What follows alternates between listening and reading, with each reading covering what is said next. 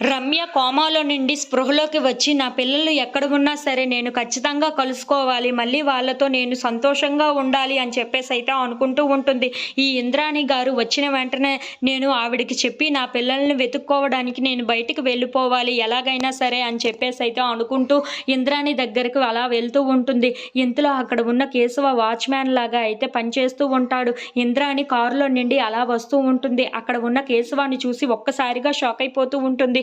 ఈయన ఏంటి మా ఇంట్లో వాచ్‌మ్యాన్‌గా చేయడం ఏంటి అని చెప్పేసి అయితే అనుకుంటూ అక్కడ ఉన్న కేశవాన్ని చూసి ఒక్కసారిగా షాక్ అయిపోయి అతన్ని లోపలికి పిలిపిస్తూ ఉంటుంది. ఇంతలో కేశవ లోపలికి వస్తూ ఉంటాడు. ఆ అమ్మాయికి ఇప్పుడు ఎలా ఉంది ఆవిడికి అని చెప్పేసి అయితే అడుగుతూ ఉంటాడు. ఆ మాటలు వినగానే అక్కడ ఉన్న ఇంద్రాణి అయితే ఆవిడకి ఇప్పుడు ఇంకా స్పృహలోకి రాలేదు. మా ఇంట్లోనే ఉంచుకొని డాక్టర్‌ని పిలిపించి ట్రీట్మెంట్ ఇస్తున్నాను. ఆవిడ త్వరగానే కోలుకోవాలని నేను నా మనస్ఫూర్తిగా కోరుకుంటున్నాను అని చెప్పేసి అయితే అంటూ ఉంటుంది. ఆ మాటలు వినగానే అక్కడ ఉన్న కేశవ అయితే చాలా సంతోషిస్తూ ఉంటాడు. ఇంతలో అక్కడ ఉన్న ఇంద్రాణి మాత్రం మీరేంటి వాచ్‌మెన్ జాబ్ చేయడం ఏంటి? మీరు ఇలా ఇక్కడ వాచ్‌మెన్ జాబ్ చేయొద్దు. మా ఆఫీస్‌కి రండి. మా ఆఫీస్‌లోనే ఏదో ఒక జాబ్ ఇప్పిస్తాను మీకు అని చెప్పేసి అయితే అంటూ ఉంటుంది. ఆ మాటలు వినగానే అక్కడ ఉన్న కేశవ అయితే చాలా సంతోషించి చాలా థాంక్స్ మేడం. నాకు ఏదో ఒక జాబ్ ఉంటే చాలా బావుంటుంది అని నేను ఈ జాబ్ చేసుకుంటున్నాను. ఆఫీస్‌లో ఏ జాబ్ ఇచ్చినా సరే నేను చేసి పెడతాను అని చెప్పేసి అయితే అంటూ అక్కడి నుండి వెళ్ళిపోతూ ఉంటాడు.